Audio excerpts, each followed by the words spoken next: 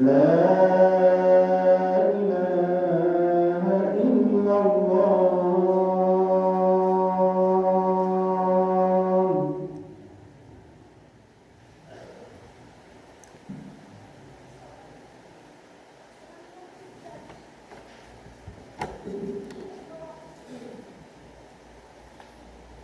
Innal hamdalillah nahmaduhu wa nasta'inuhu wa nastaghfiruh wa na'udzu billahi min shururi anfusina wa min sayyiati a'malina.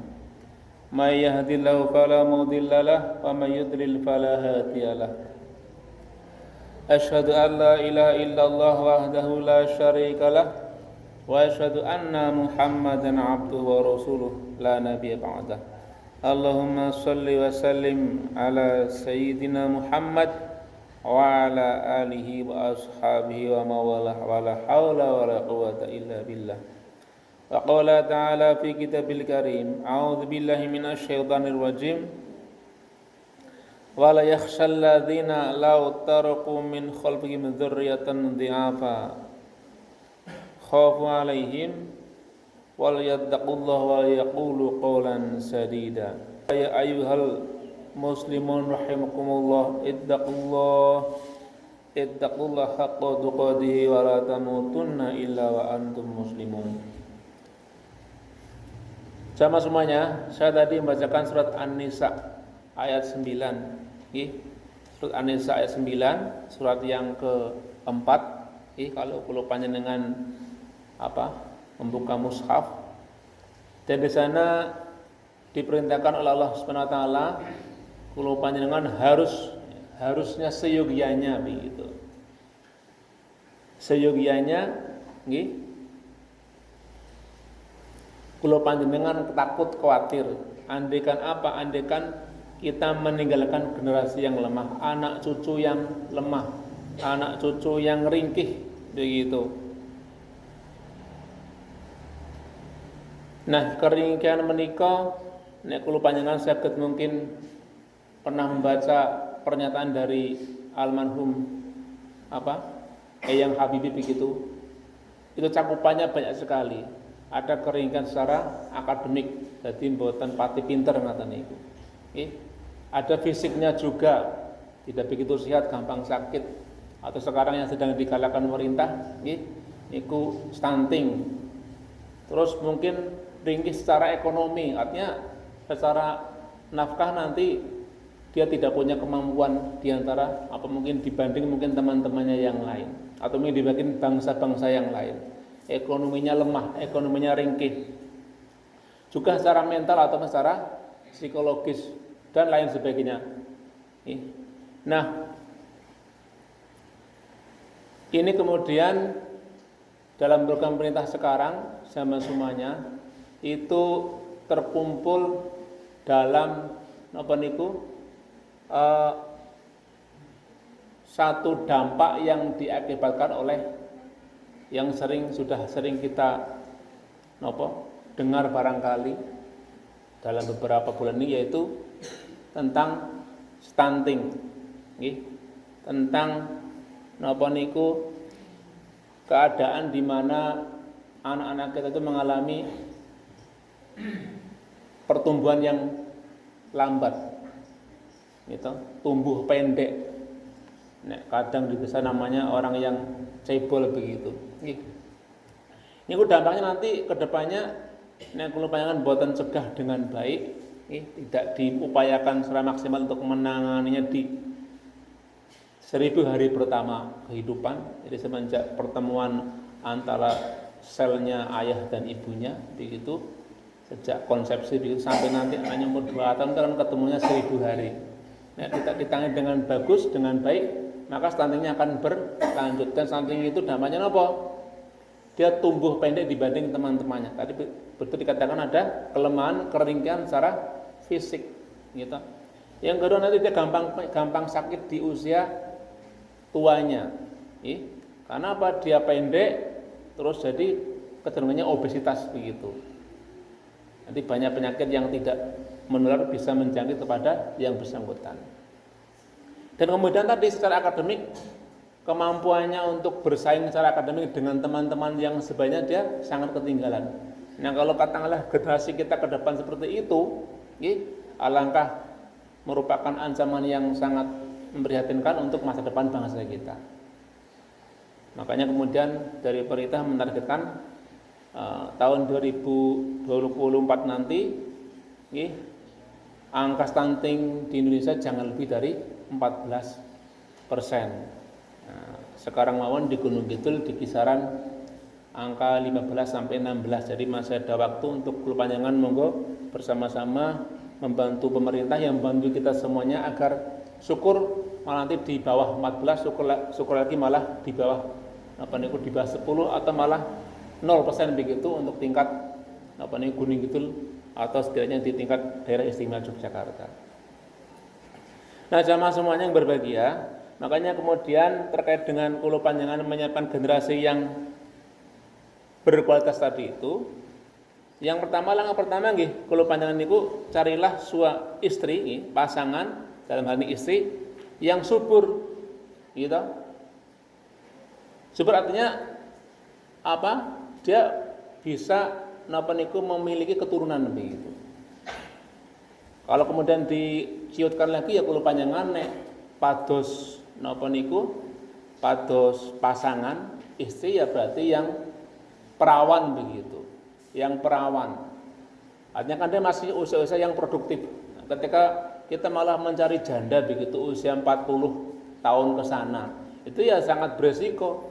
Gitu, sudah tidak mungkin sudah tingkat produktivitasnya sudah sangat kecil begitu. Di samping itu juga beresiko. Maka dengan hadis menikah, ada kata-kata beliau Nabi Muhammad SAW, tazawadul walud wal wadud fa inni nukatsirum bikum yaumal qiyamah. Jadi kalau panjenengan diperintahkan untuk memperistri ataupun menikahi wanita yang subur dan penuh kasih sayang. Nah, kesuburan juga harus disiapkan sejak awal begitu. Artinya kalau panjenengan kepengin gitu, anak-anak kita yang perempuan nanti kelak menjadi wanita yang subur, itu pola asuh dari awal juga sudah bagus. Katakanlah si anak perempuan tadi dikondisikan untuk sering memakan atau mengkonsumsi sayur mayur, buah-buahan begitu, yang mengandung misalnya asam folat seperti terong dan semacamnya. Cuma kadang-kadang kan sekarang itu anak-anak kita kecenderungannya tidak suka sayur-sayuran gitu.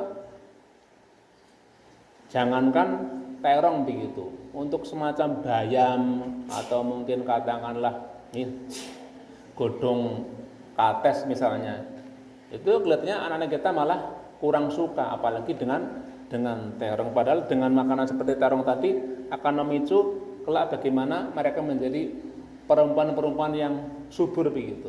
Nah, sayangnya kalau panjenengan bisa melihat sendiri, anak-anak kita kebanyakan yang sukanya yang cepat saji, yang goreng-gorengan begitu kan. Jadi kalau untuk sayur buah malah agak kurang suka. Terus juga selain sayur mayur juga diusahakan agar anak kita itu mengkonsumsi vitamin. Kalau nanti kalau panjenengan bisa tanya ke puskesmas, banyak sekali vitamin-vitamin yang diberikan kepada remaja kita agar mereka nanti kelak menjadi perempuan yang subur. Biasanya ada tablet penambah darah, PPD dan semacamnya begitu. Nah, selain pulau panjenengan tadi harusnya khawatir andekan nanti generasi kita menjadi generasi yang lemah gitu. Itu kan dalam konteks dunia, agar anak-anak kita menjadi anak-anak yang sehat, anak-anak yang secara akademik bagus, anak-anak yang nanti kelak bisa mencari nafkah untuk diri mereka sendiri, anak-anak yang punya mental psikologis yang bagus untuk menghadapi masalah-masalah dalam rumah tangganya. Tapi yang jelas lagi sama semuanya, kenapa kalau panjenengan harus mempersiapkan betul-betul anak-anak ataupun keturunan yang soleh adalah karena apa? Karena mereka adalah aset kita nanti kelak pada hari kiamat, atau setidaknya ketika kita sudah meninggal dunia, sudah mati, sudah di alam kubur, anak itulah yang akan mendoakan kita semuanya. Jadi kalau apa? Anak-anak kita tidak kita persiapkan betul kesalehannya, kualitasnya. Ya apa gunanya kita punya anak keturunan, karena apa? Tidak bisa mereka mendoakan kita ketika kita sudah menghadap Allah Subhanahu wa taala. Sebagaimana hadis yang diriwayatkan oleh Imam Muslim, jamaah semuanya sudah sering kita sampaikan, kami sampaikan dan juga Pak oleh khatib yang lain. Bismillahirrahmanirrahim. Idza mata ibnu Adam in qada amaluhu illa min salatin. Jika seorang anak Adam sudah meninggal dunia, sudah mati, maka terputuslah amal-amalnya. Jadi sudah tidak bisa berbuat lagi, sudah tidak bisa beramal lagi, tidak bisa beribadah lagi. Maka semuanya terputus. Tapi walaupun kita sudah mati, walaupun kita sudah meninggal dunia, sudah tidak bisa beramal, ada 3 hal yang menyebabkan kulo panjenengan walaupun sudah meninggal di bawah batu nisan katakanlah demikian, begitu kita masih dialiri, dikirimi pahala-pahala dari dari kehidupan di dunia, dari dinamika yang kehidupan yang ada di dunia. Apa itu? Shadaqatin jariyatin, ketika kita bersedekah jariah, sedekah yang pahalanya itu jariah.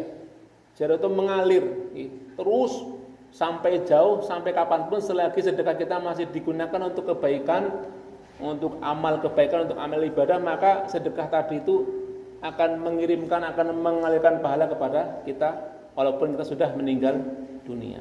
Katakanlah sedekah tadi untuk kepentingan umat, untuk jalan, untuk mushola, untuk masjid, untuk pendidikan dan sebagainya. Selama itu masih dilangsungkan dalam kehidupan dunia kita, maka pahalanya akan mengalir kepada orang yang menyedekahkan tadi itu. Yang kedua apa jamaah semuanya?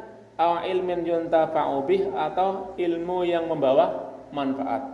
Jadi kalau panjenengan menyampaikan sesuatu walaupun satu ayat begitu, balighu anni walau ayat, jadi walaupun satu ayat apalagi berayat-ayat begitu, ataupun apapun baik itu ilmu duniawi ataupun ilmu ukhrawi yang memberikan manfaat kebaikan kepada manusia sepeninggal kita, maka itu juga akan menjadi ladang ladang pahala bagi orang yang menyebarkan ilmu tadi. Ya, apalagi guru-guru ataupun pendidik, ataupun para ustadz, para dosen dan sebagainya, asalkan bukan semata-mata katalah karena dia mengajar kemudian ada honornya, ada kompensasinya begitu, tapi harus lebih dalam lagi bakulo panjenengan memberikan edukasi, mengajar mucal niku dalam rangka memberi manfaat kepada orang lain, karena kewajiban kita adalah memang orang yang punya ilmu adalah kewajibannya adalah menyebarkan ilmu yang dia miliki. Jadi itu yang menjadi dasar pertama kalau panjenengan mengajar, mengedukasi, mulang. Harusnya itu, kulo panjenengan memang ada kewajiban dari Allah Subhanahu wa taala untuk menyebarkan ilmu yang dianugerahkan kepada kita semuanya. Dan itu bermanfaat bagi orang lain, bagi manusia sepeninggal kita, maka juga akan menjadi ladang pahala. Dan yang terakhir, sama semuanya, ini terkait dengan yang saya sampaikan tadi tentang harusnya kita khawatir andaikan meninggalkan generasi yang lemah adalah ketika apa? Yang ketiga adalah anak soleh yang mendoakan kita. Anak soleh yang mendoakan orang tuanya, bapak ataupun ibunya, begitu. Dan kesalahan tadi adalah bukan dengan sendirinya, tapi juga karena bentukan, karena pendidikan, karena pengkondisian daripada orang tuanya, memberikan pendidikannya ketika di masa-masa pendidikan, mengarahkan, mencontohkan, mengajarkan kepada karakter-karakter yang baik dan dicukupi untuk keperluan sandang, pangan dan sebagainya. Itu kan merupakan usaha kita, ikhtiar kita bagaimana agar anak kita kelak menjadi anak-anak yang berkarakter, yang soleh, yang berkualitas, dan akan mendoakan kita kelak ketika kita sudah tidak ada, sudah meninggal dunia. Nah, kenapa kulo panjenengan adalah yang paling bertanggung jawab untuk membentuk anak-anak kita?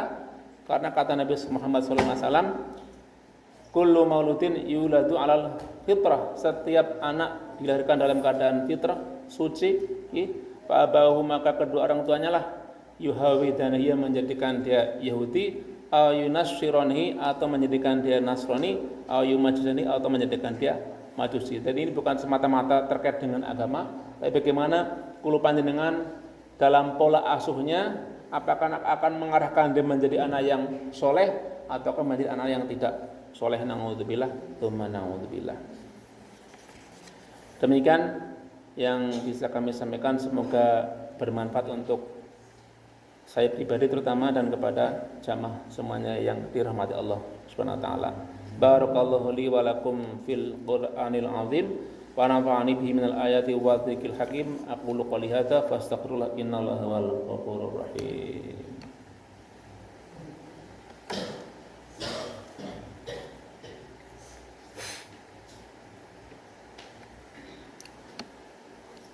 Innal hamdalillah nahmaduhu wa nasta'inuhu wa nastaghfiruh wa na'udzu billahi min syururi anfusina wa min sayyiati a'malina.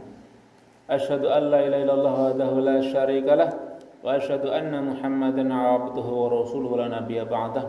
Allahumma shalli wa sallim ala sayyidina Muhammad wa ala alihi wa sahbihi wa wala wa la haula wa la quwwata illa billah. Fa usikum wa nafsi bi taqwallah ittaqullah haqqa tuqatih wa la tamutunna illa wa antum muslimun. Faqala ta'ala fi kitabil karim innallaha malaikatahu yusholluna 'alan nabi ya ayyuhalladzina amanu shollu 'alaihi wa sallimu taslima.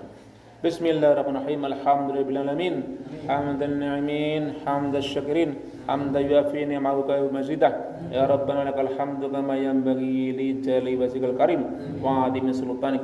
Allahumma shalli wa sallim ala Muhammad wa ala ali Muhammad kama shallaita ala Ibrahim wa ala ali Ibrahim wa barik ala Muhammad wa ala ali Muhammad kama barakta ala Ibrahim wa ala ali Ibrahim innaka Hamidum Majid. Allahumma ighfir lil muslimina wal muslimat wal mu'minina wal mu'minat al ahya'i minhum wal amwat innaka samiun qaribun mujibud da'awat ya qadiyal hajat. Rabbana taqabbal minna innaka antas samiul alim wa tub alaina innaka antat tawwabur rahim. Rabbana ikhtim lana bi husnil khatimah wa la takhtim lana bi su'il khatimah. Rabbana al haqqa haqqan warzuqna ittiba'ah wal batila batila warzuqna ijtinabah. Wa sallallahu ala sayyidina Muhammad wa ala ali sayyidina Muhammad subhana rabbika rabbil izzati amma yasifun wa salamun alal mursalin alhamdulillahi rabbil alamin. Ibadallah, innallaha ya'murukum bil 'adli wal ihsani wa ita'i dzil qurba wa yanhaakum 'anil fahsya'i wal munkar wa la ya'idukum la'allakum tadhakkarun. Fadhkurullahal 'azim yadhkurkum was'aluhu min fadlihi yu'tikum wa la dzikrullahi akbar. Assalamualaikum warahmatullahi wabarakatuh. Aqimus shalah.